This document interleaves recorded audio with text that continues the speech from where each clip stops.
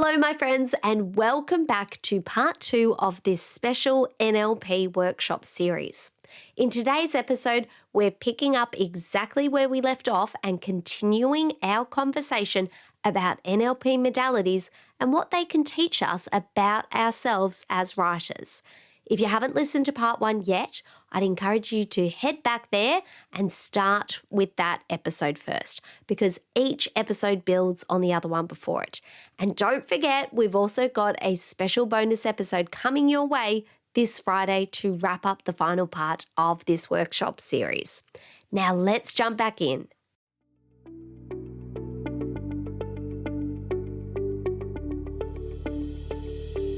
If you feel called to write a book, but writer's block, procrastination, and self-doubt keep pulling you from the page, you're not alone, and you're not meant to stay stuck. Hi, I'm Madison Michaels, author and life coach, and I've created this podcast as a creative space grounded in faith and mindset transformations to help you break through your blocks, gain creative clarity, and finally finish the book you're meant to write.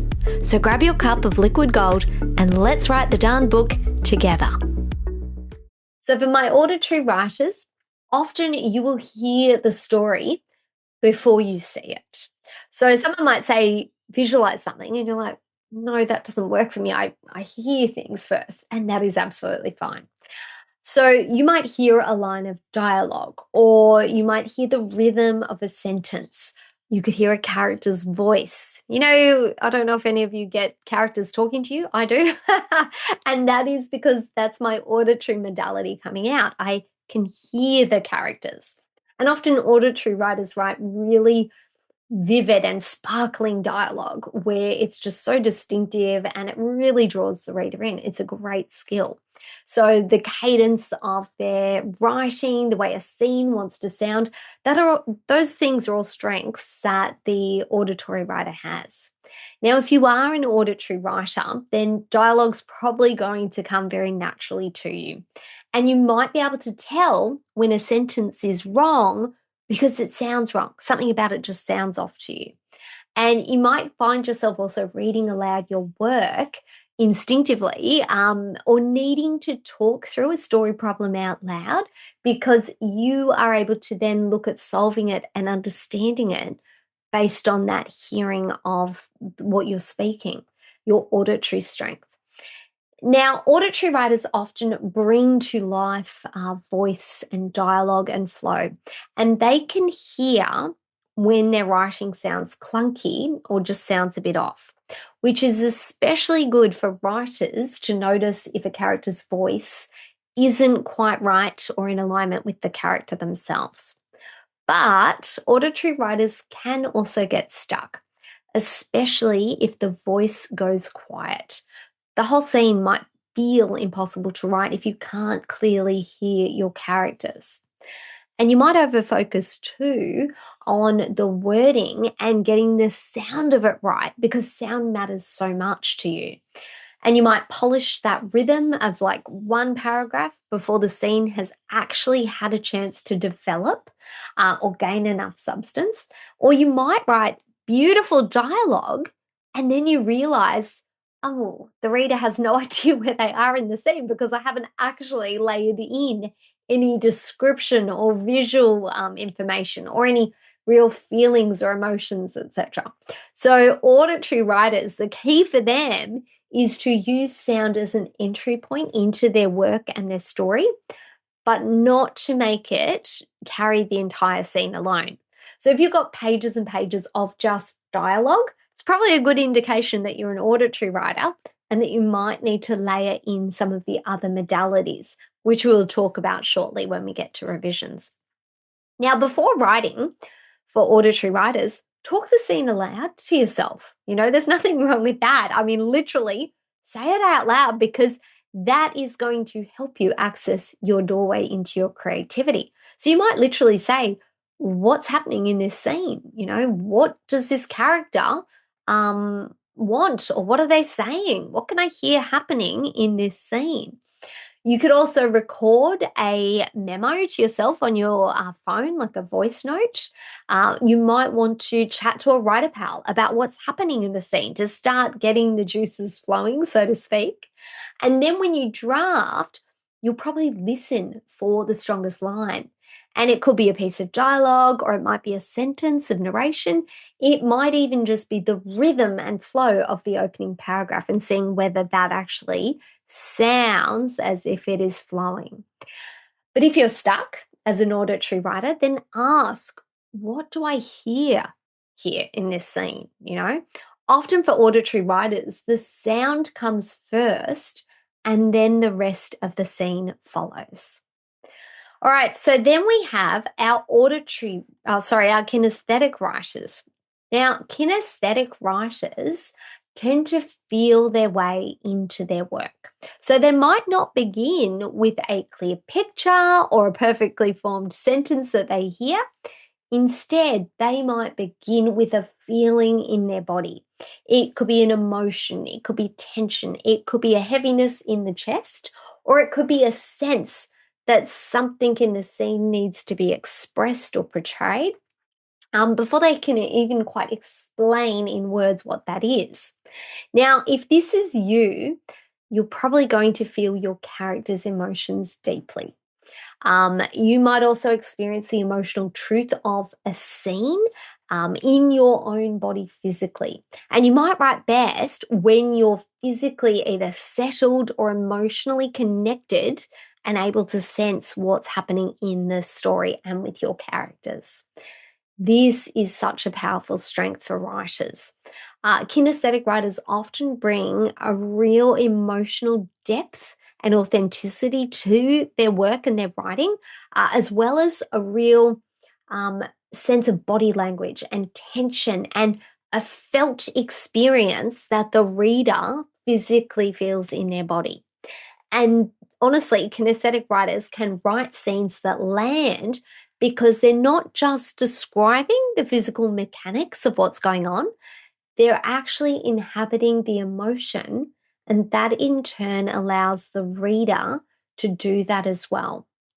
But this modality can be challenging because sitting still might feel practically impossible to you. The idea of, oh my gosh, sitting in front of a laptop for 8 hours and writing can be very daunting. So sometimes, if you do feel disconnected with the emotional truth of the scene, the writing can feel flat and it can feel a bit stale, and as though you don't necessarily want to return to the page to write it. Now, the answer for kinesthetic writers isn't to actually force yourself to write more or harder. It's actually to reconnect with your body. So before writing, you might want to try just moving, whether it's a brisk walk or just getting up and standing, or perhaps even just putting your feet on the ground and taking a deep breath in and exhaling, and just being present in your body can sometimes be enough to connect you with your wiring. You could also ask yourself, what does this scene feel like? And feel it in your body. You could ask, where is the emotional charge for this character? What's happening in their body? What's the atmosphere of the room like, or the scene like? So those questions can help you access and dive back into creative flow. And I want you to hear this clearly. Movement isn't avoidance when it's used intentionally. Grounding yourself before you write isn't procrastination, not when it helps you enter into the work and actually write. If you're kinesthetic, your body might be your doorway into your story. So respect that and work with it. And when you're stuck, ask yourself, what do I feel here? And that question can bring you back to the truth of your scene. All right, so then we get to auditory digital writers. So, auditory digital writers, and I have to put my hand up here and say I am predominantly audio digital. I do have very strong visual traits as well.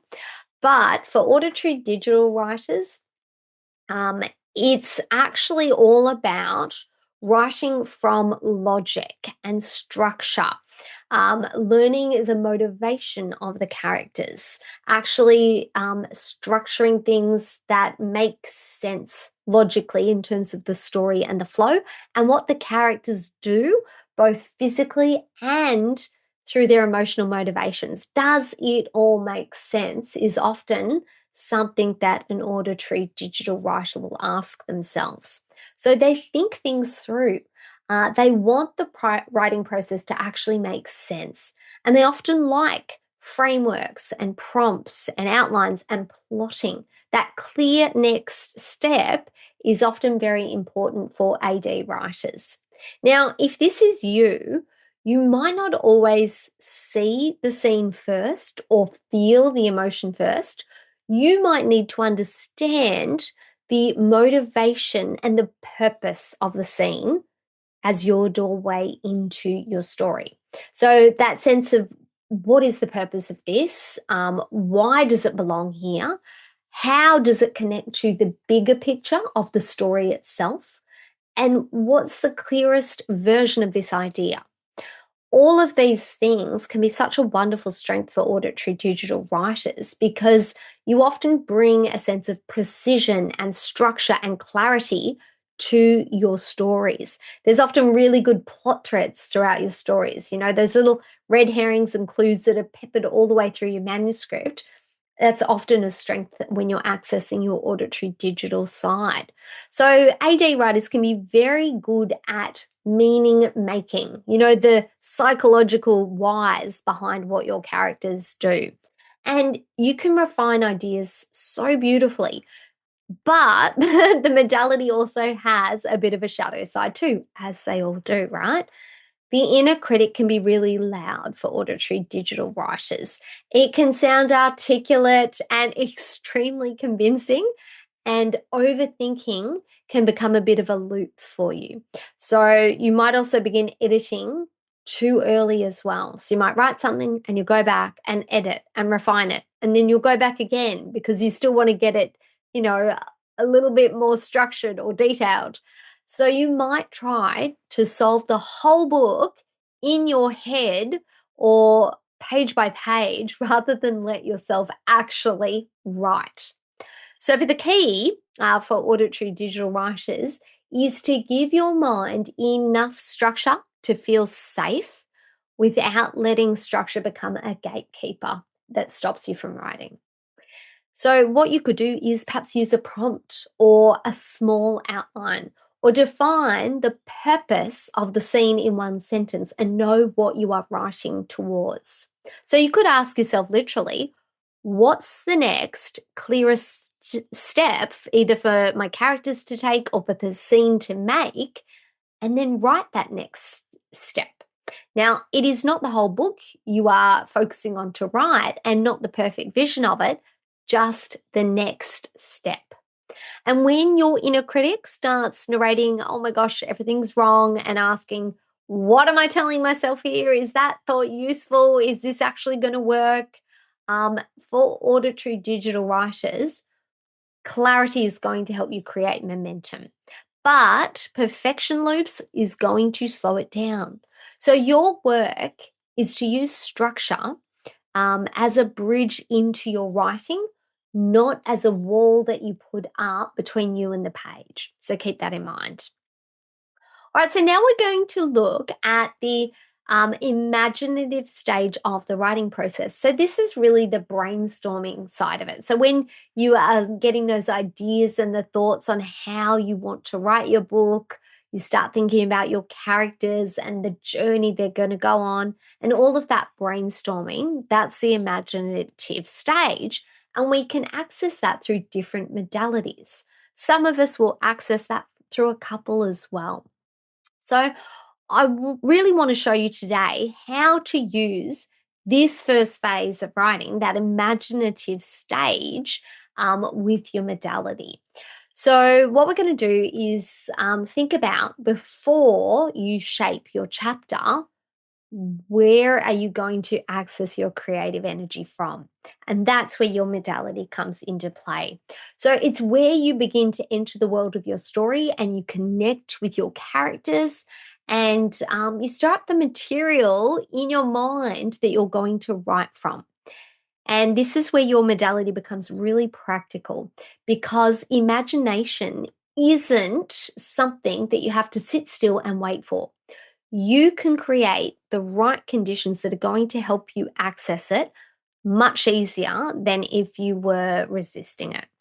So, if you're a visual writer, you might enter the imaginative state through images. And that might mean watching a scene from a film that has a similar setting or time period or mood, or perhaps visual ambience that reminds you of your own story. It might mean looking at a location image or crafting up a Pinterest board, perhaps printing out, like I said earlier, those actual visual images it might, of your character, perhaps, or the setting you plan to set your book in, and then putting it on a board that you can see often and that's going to give you that doorway back into that imaginative state of creation. So, for a visual writer, um, that is actually a technique to use to return to the writing and anchor you back into your story because you're giving your mind something visual to begin building with. And this is important. You don't need to copy what you see. It's just you're using those images or that visual picture to actually wake up your own imagination. Now, if you're an auditory writer, you might enter your story and your imagination through sound. And that might mean playing a specific song before you write or listening to music that captures the emotional tone of your scene or your characters. Something that's going to start awakening your imagination and creativity. So it could also be that you sit in silence long enough to actually hear your character's voice begin to come through. So silence does work for auditory authors too. You might alternatively talk the scene aloud or brainstorm your thoughts aloud. So it could be while you're making a coffee, you're talking out loud about your characters that are starting to come to mind, or perhaps the story thread that you could follow. Let yourself ramble. You might even want to record a voice recording of yourself brainstorming ideas and thoughts that you can come back to and remind yourself of what you've come up with. Now, if you're kinesthetic, you might enter your imagination through movement and physical connection. So you might go for a walk around the block or let yourself think about your character while you're doing some sort of movement. You might even feel in your body and try to sense what your character is feeling and where their emotions are sitting too. You could feel what they're carrying, the weight of it, what they're afraid to admit. You might even want to stretch or pace or do something physical. Um, Even writing with a physical pen in a physical notebook can be really useful for kinesthetic writers to help translate their imagination and what they're thinking into a physical form onto the page. There are some writers that even actually write their whole manuscript via actual pen and paper in a notebook, and they're very much kinesthetic. But I don't do that, and you don't have to either. But I'm just suggesting it as a way potentially into your imagination for your story. So, for kinesthetic writers, the story really does open when you stop trying to think harder and instead you start letting your body and your emotions become part of the process. Now, if you're an auditory digital writer, you might enter your imagination through structure and meaning and problem solving. You might jot down your characters' goals and their motivation and their conflict. You might have a quick plot list of scenes that you want to write. You might have a detailed outline. Often, structure and mapping out the motivation and the purpose of the story and the characters really helps you to access the story and the imagination behind it. So you might think, well, what does this moment need to do in this story? You might ask yourself, what decision is being made here by the characters? Does that fit in with their background and their motivation and what's going on for them? So structure and logic is very important in terms of accessing imagination for auditory digital writers. Now, because auditory digital does have that auditory element to it as well, you might also find yourself gravitating towards music to help you actually brainstorm ideas. You might even sit down to plot with music in the background that's going to evoke some emotion and feeling. So, again, you play on different modalities to help get you where you need to be to access that imagination. But for auditory digital, talking aloud can also help them too. And it's often to themselves. So I do that a lot myself, but that can actually help in terms of allowing you to access the structure of the story more clearly. So this is the takeaway I want you to take from this slide, is that you don't have to access imagination in just one approved way. You can enter the story through multiple modalities, and sometimes you will enter it differently for every single story. So it really depends where you're at, what season of life you're in, etc. But be aware that you can enter the story through images, through sound, through movement, and through structure. That can really assist in terms of accessing whatever doorway works for you to really bring out your imagination and to allow the story to really fill you and to come out onto the page. The key, though, with all of this is to make sure that you stop treating these things as distractions when they're actually doorways into your writing. Of course, though, I will put a caveat on that there is a difference between preparing to write and endlessly preparing instead of actually writing. So give yourself a container with any of these. Could be 5 or 10 minutes, it could be a day, but make sure it is contained, all right? So perhaps one walk around the block to plot it out or think about the emotions and the feelings of your character. It could be to write one page in your notebook. It could be to do a quick scene map. It could be to print out a few visual pictures to, really access that imagination. Then bring whatever you did or you opened or you were able to access back to the page and into your writing. Because the goal isn't to stay in the imaginative stage, as much fun as that is sometimes. The goal is to use your modality to enter the story so that you have something alive to write from. Well, my friends, that completes part 2 for today. And by now, you've probably started recognizing yourself in some of these modalities. And I hope you're beginning to see that so many of the struggles you've experienced haven't been because you were doing writing wrong. You simply hadn't been shown how to work with the way your mind naturally creates. In our final episode in 2 days' time, we're going to bring everything together so you can leave this workshop with practical strategies that you can take straight into your very next writing session. I'll see you back here in 2 days for the final part of this special NLP workshop series. Take care. My friend, I hope today's episode gave you exactly what you needed for your writing journey. And if it did, would you take 30 seconds to share it with another writer who's struggling to start or finish their book? And if you're loving the show, I'd be so grateful if you left a quick review. It means the world to me and truly makes my day to know that this podcast is helping you. And as you head back into your week, I hope you feel more supported and connected to your creativity. And remember, you're a vessel for the story. So let the words flow through you and onto the page. All right, I'm off to refill my cup of liquid gold and go and do a little writing of my own. Take care, and I'll meet you back here in the next episode of Write the Darn Book.